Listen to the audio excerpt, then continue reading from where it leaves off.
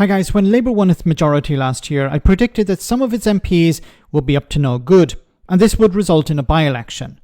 Well, that was the case with Mike Amesbury, who was recently convicted of assault.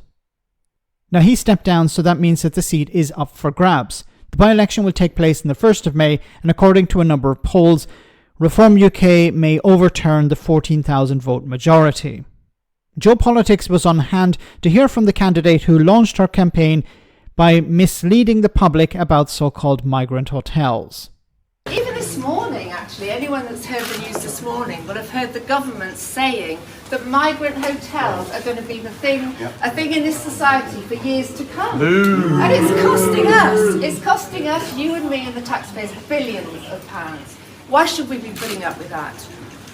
So I decided, just a moment, so people deserve to have this problem dealt with, and for us to put a stop to immigration. Immigration is a problem in Runcorn and Helsby. It's affecting our schools, our hospitals, our dental services, our housing.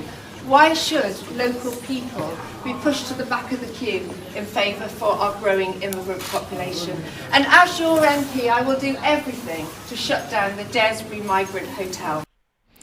Okay, so she wants to campaign on the platform of shutting down a so-called migrant hotel. Now, I call it a so-called migrant hotel because it's not a hotel.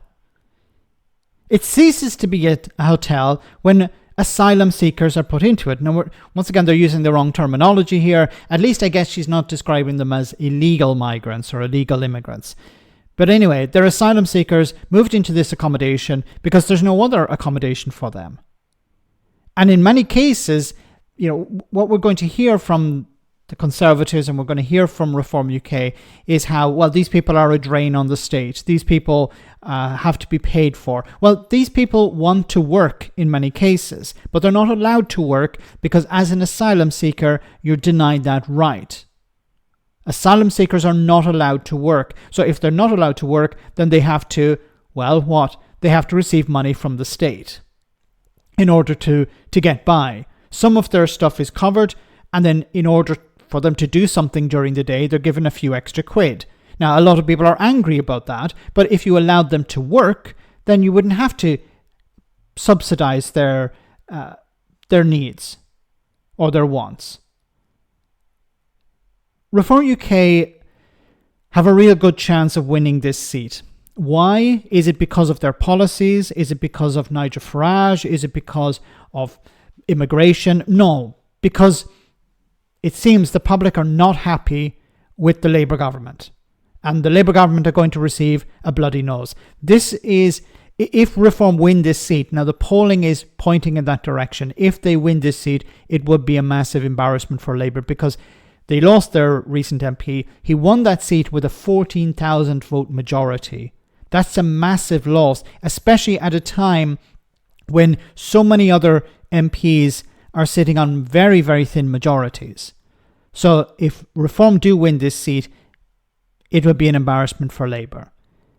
Now, will it change direction after this? Probably not.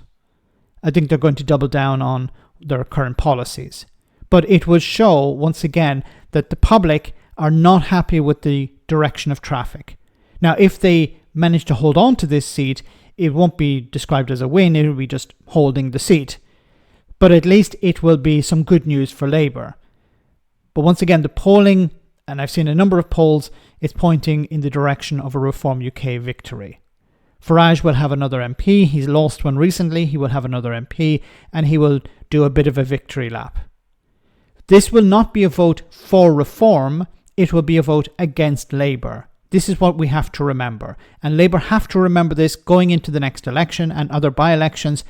These will be votes against you. It's not a vote for Farage or for this ex-Tory that you're seeing on the screen here. It's a vote against the incumbent. And the way to deal with that, of course, is to improve people's lives. If people don't feel that things are improving, they're going to kick you out.